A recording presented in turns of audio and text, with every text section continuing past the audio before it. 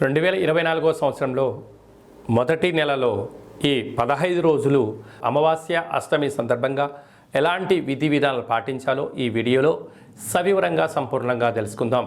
వృశ్చిక రాశి వారు ఈ నూతన ఆంగ్ల సంవత్సర ప్రారంభకాల సమయంలో అష్టమి తిథి యందు అమావాస్య తిథి యందు ఎలాంటి విధి విధానాలు పాటించాలో ఈ వీడియోలో సవివరంగా సంపూర్ణంగా తెలుసుకుందాం.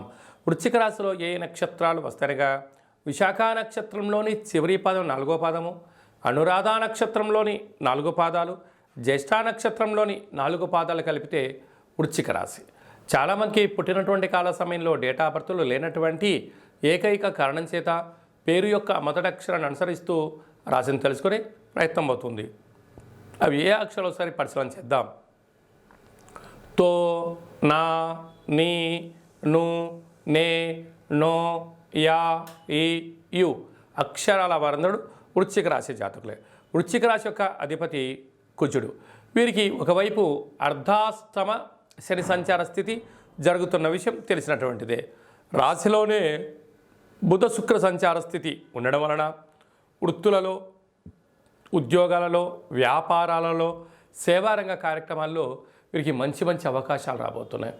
గృహాలు, క్రయ విక్రయాలు, భవనాలు, ఆధ్యాత్మిక తీర్థయాత్రలు, సేవారంగ కార్యక్రమాల్లో అన్నింటా విజయం వీరి సొంతం కాబోతుంది. ధనాభాకు కుటుంబ స్థానంలో రవికుజ సంచార స్థితి ఉండడం వలన ధనపరమైనటువంటి ఇబ్బందులు, ఉద్యోగాలు, ప్రభుత్వ అధికారులతో, ప్రైవేట్ రంగ సంస్థలతో ఆరోగ్యపరమైనటువంటి ఇబ్బందులు పొంచి ఉన్నాయి. కనుక దయచేసి అప్పులు ఇచ్చి పుచ్చుకునే వ్యవహారంలో ఎంతో జాగ్రత్త అవసరం అని చెప్పి మీరు గుర్తుపెట్టుకోవాలి.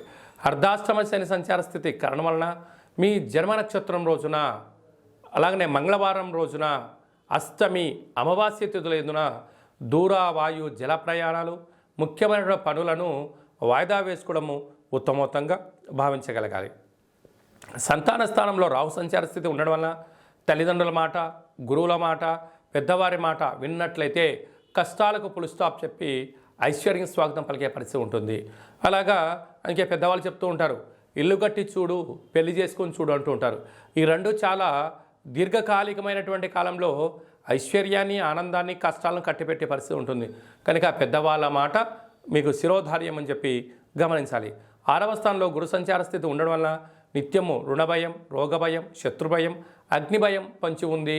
కనుక తొందరపాటు నిర్ణయాలకు ఇది సరైన సమయం కాదు అని చెప్పి గమనించాలి. లాభస్థానంలో కేతు సంచార స్థితి ఉండడం వల్ల ఈ వృశ్చిక రాశి వారు ఎంతటి తెలివివంతులు అయ్యారంటే రాబోయే కాలాన్ని అది అదృష్టం కానీ దురదృష్టం కానీ ముందే అంచనా వేసి తగు ప్రణాళికలు రచించుకోవడంలో వీరికి వీరే సరిసాటి అని చెప్పి గమనించాలి. కనుక రాబోయే కాలాన్ని నిత్యము పరీక్షిస్తూ ఇబ్బందులకు స్వాగతం పలకుండా కష్టాలకు ఫుల్ స్టాప్ చెప్పే ప్రయత్నం చేయగలగాలి. అలాగనే చేతి వృత్తుల వాళ్ళు, సాఫ్ట్వేర్, హార్డ్వేర్ రంగంలో ఉండబడిన వారు, స్వయం వృత్తుల వారు, సేవా రంగాల వారు, గృహ భవన నిర్మాణ కార్యక్రమం చేసేటువంటి వారందరూ కూడా ఎన్నో జాగ్రత్తలు అవసరం అని చెప్పి గుర్తుపెట్టుకోగలగాలి. ఈ అష్టమి తిథి యందున, ఈ అమావాస్య తిథి యందున వీలైనంత వరకు మీ కులదేవతలకు నమస్కారం చేయడము, గతించిన పెద్దవారి పేరుపైన ఏదో ఒకటి అన్నదానం చేయడము, ప్రతిరోజు ఉదయం కానీ మధ్యాహ్నం కానీ తినేటువంటి కాల సమయంలో కుక్కకు కానీ, కాకికి కానీ, సాధువులకు కానీ దానం చేసి తిన్నట్లయితే మీ కర్మను దానం చేసిన వారు అవుతారు అని చెప్పి గమనించాలి.